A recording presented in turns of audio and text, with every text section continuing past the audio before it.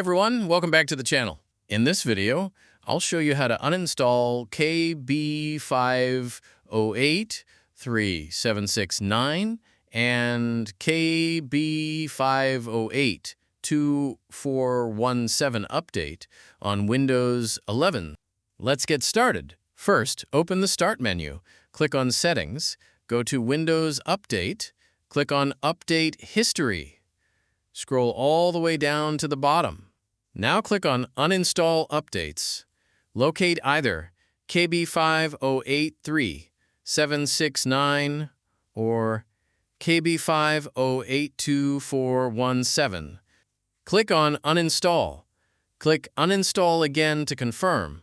Wait for the update to be removed. Once it's done, restart your computer to finish the process.